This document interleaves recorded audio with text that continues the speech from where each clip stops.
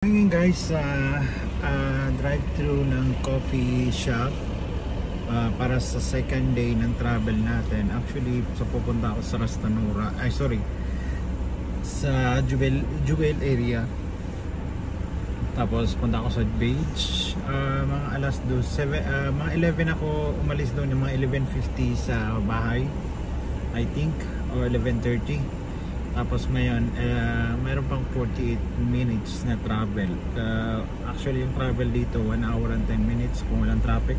Kaya lang, kung in-enjoy ko lang pagda-drive ko, na kung saan lang dumadaan na stop. Kasi naggasolina pa tayo, so kailangan natin mag-stop. Andito sa coffee shop ngayon, drive-thru. So dito na tayo ngayon guys sa Jubel.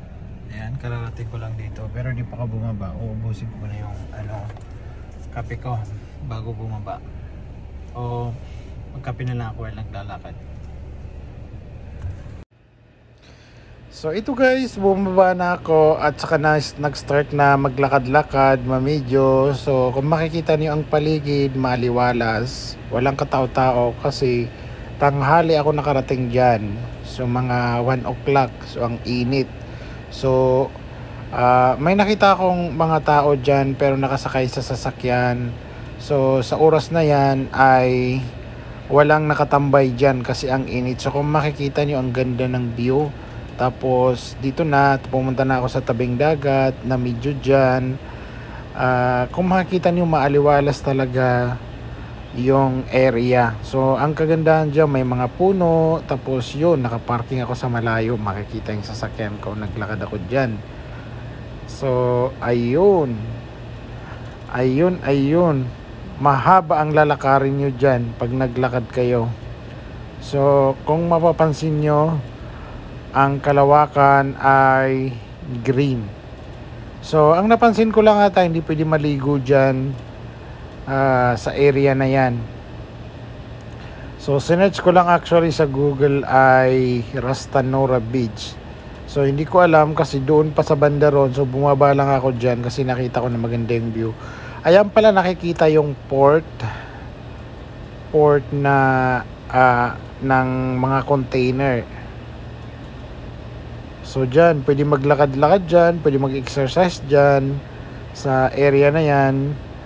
And ayan, nagpunta na ako dyan kasi may mga kahoy, hindi ganong mainit. Yung gusto mag-exercise dito sa area na to ay pwedeng-pwede. Dahil kahit tanghali, hindi ganong mainit dahil may mga kahoy.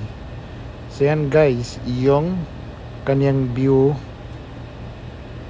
And kung makikita nyo, mayroong mga walkway, pathway para daanan ng mga tao. So naglakad pa ako dyan sa walang simento kasi ini-enjoy ko lang, explore ko lang. So yan, kung makikita. So dito tayo ngayon guys sa Jubel Cornice, or na-search ko sa Google ay Jubel Beach. So ito yun. So ito yung makikita nyo dito sa likuran ko. And actually maganda siya kasi may mga puno, hindi ganong mainit. Pwede kang dito, tapos pwede kung mag-jogging ka, pwede kang umikot-ikot dito.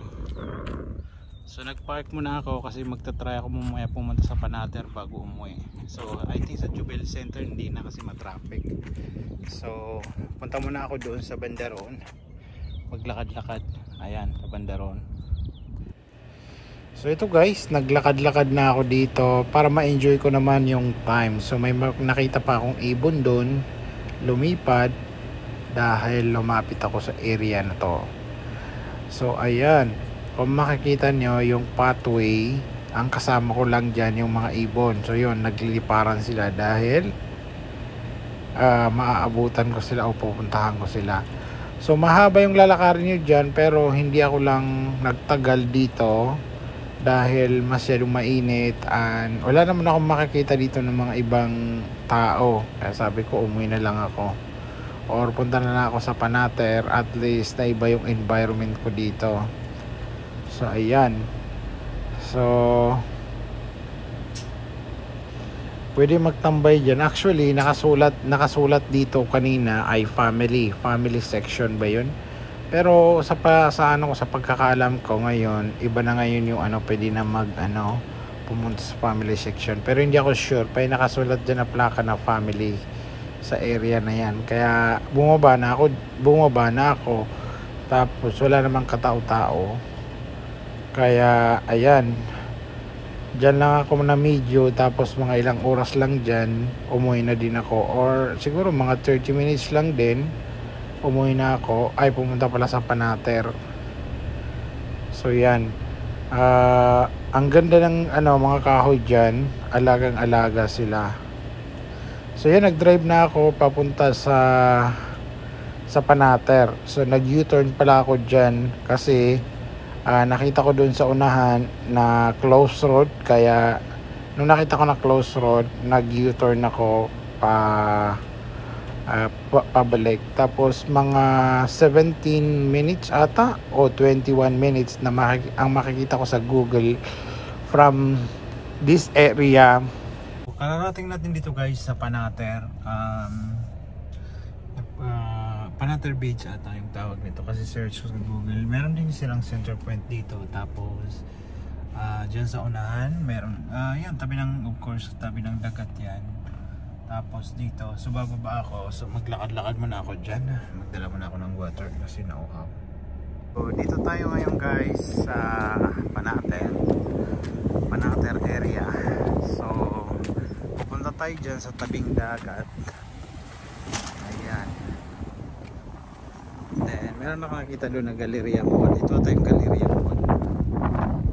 So tatawid tayo dyan para So dito tayo ngayon sa Cornice. Dito, I think Panater area kasi sa news ko Panater.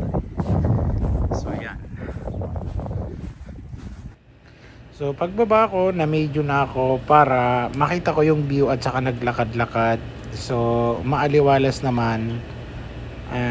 Kaya lang ang init kasi nakarating ako dito mga alas 2 siguro. So ayan, nagpunta na ako sa tabing dagat, naglakad-lakad dyan, nag-selfie pa dyan para ma-enjoy ko naman. Pero kahit mainit, ginawa ko pa rin. So hindi na ako actually gusto ko lakarin hanggang doon, pero dahil sa sobrang init, hanggang dyan lang ako sa upuan na yan. Tapos bumalik na ako dahil nga ang init. Pero actually palagay ko paggabi ang ganda maglakad dyan, enjoying time para magpa-release ng stress. So yan, hanggang dito lang. Tapos bumalik na ako doon. Tapos nagpunta pala ako sa mall. Sobrang init guys, so punta tayo dyan sa mall, Gallery Mall. Magpalamig lang tayo. Kung may makainan, kain tayo para medyo gutom na din, pero kaya pa naman.